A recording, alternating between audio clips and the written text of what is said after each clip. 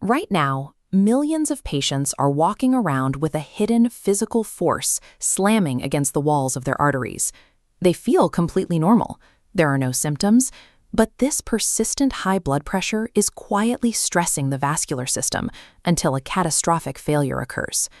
Over the next 6 minutes, we are going to construct a comprehensive step-by-step hypertension care plan to systematically identify and treat this condition. Grab a notepad or open a tablet. You will want to actively build this clinical checklist alongside me as we move through the protocol. We are treating this care plan as an active early warning system. By mapping out the mechanics and medications step by step, you will know exactly how to intercept this silent threat before it strikes. Let's start with the root cause. Blood pressure is the physical force of blood against arterial walls.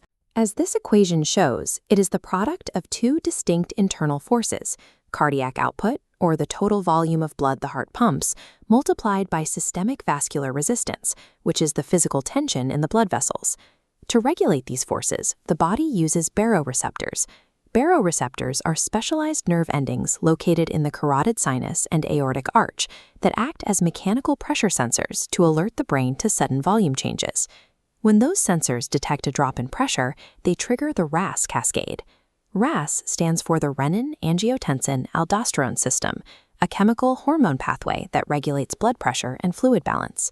Step 1 begins when the kidneys release a chemical called renin directly into the bloodstream. Once in circulation, renin locates a liver protein called angiotensinogen and converts it into angiotensin 1. The blood then carries angiotensin 1 to the lungs. Here, ACE, or angiotensin-converting enzyme, interacts with it, changing it into angiotensin 2. Angiotensin 2 is a potent vasoconstrictor, meaning it causes the blood vessels to shrink in diameter, driving up resistance. Finally, angiotensin 2 travels to the adrenal glands and stimulates the release of aldosterone. This hormone forces the kidneys to retain sodium and water, rapidly increasing the patient's total fluid volume. This entire cascade is a vital survival mechanism for blood loss. But chronic hypertension occurs when this internal loop gets stuck in the on position, steadily driving up vascular resistance and fluid volume to dangerous levels. Now that we understand the internal mechanics, we must standardize our external measurement. A flawed blood pressure reading invalidates the rest of the care plan. Step 1 of the clinical checklist is establishing the physical baseline. The patient must sit and rest for exactly 5 minutes, and their arm must be positioned precisely at heart level. This illustration shows the mechanical consequences of improper equipment sizing. If the cuff is too small for the patient's arm, it exerts extra tension, creating a false high reading. If the cuff is too large, it fails to compress the artery adequately, resulting in a false low.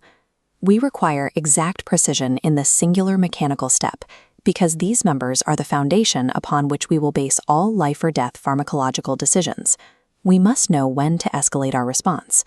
A hypertensive crisis mathematically triggers when the measurement exceeds 180 systolic and/or 120 diastolic. However, raw numbers alone do not dictate the treatment protocol. When you see a reading above 180 over 120, you must immediately investigate further. The sole diagnostic divider between a hypertensive urgency and a hypertensive emergency is the presence of target organ damage. Target organ damage refers to acute, physical harm to major organ systems caused by the extreme pressure. A hypertensive urgency features those severe numbers, but without any internal damage. In this scenario, the pressure can be managed conservatively with oral medications. By contrast, a hypertensive emergency presents with the 4 C's of organ damage: cardiac issues like heart failure, cerebrovascular events like a stroke, chronic kidney disease like nephrosclerosis, or compromise of vision. This requires immediate escalation to IV vasodilators like nitroprusside. Vasodilators are fast-acting medications administered directly into the vein to open blood vessels and rapidly reduce pressure. Confusing an urgency with an emergency is a fatal clinical error. Validating the numbers and assessing for organ damage is your most critical triage skill. Once we determine the crisis level, we deploy specific pharmacological tools to dismantle the high blood pressure. The first class is diuretics, such as furosemide. When administering a diuretic, the clinician has a mandatory requirement to check blood pressure prior to giving the dose and to strictly monitor the patient's potassium levels to prevent cardiac arrhythmias. Next are ACE inhibitors, like lisinopril. For these, you must watch for two primary side effects: a persistent dry hacking cough and angioedema. Angioedema is a dangerous rapid swelling beneath the skin, often around the face and airway. Then we have beta blockers, such as metoprolol. These carry hard stop rules. Never administer a beta blocker if the patient's heart rate is under 60 beats per minute, and use extreme caution if they have asthma, as the medication can induce bronchospasm. Finally, we use calcium channel blockers, or CCBs, like amlodipine. This graphic highlights the specific dietary warning the patient must receive. They must avoid grapefruit juice entirely, as it interferes with the drug's metabolism. Administering the medication is only half the job. Anticipating and preventing the unique collateral damage of each drug is the true mark of clinical mastery. Chemical interventions manage the immediate threat, but long-term stabilization requires strict behavioral modifications. Weight reduction is the definitive first-line lifestyle intervention. Statistically, shedding excess body weight has the highest single impact on lowering systolic blood pressure over time.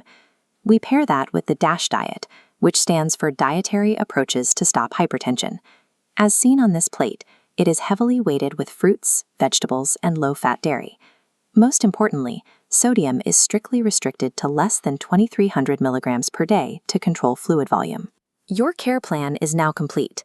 We mapped the internal RAAS cascade, established the exact rules for mechanical measurement, defined the organ damage threshold for emergencies, and laid out the rules for targeted pharmacology and diet. Hypertension relies on silence to inflict permanent organ damage, but with this rigorous step-by-step clinical protocol, you now have the exact blueprint to expose and neutralize the threat. Keep this checklist ready.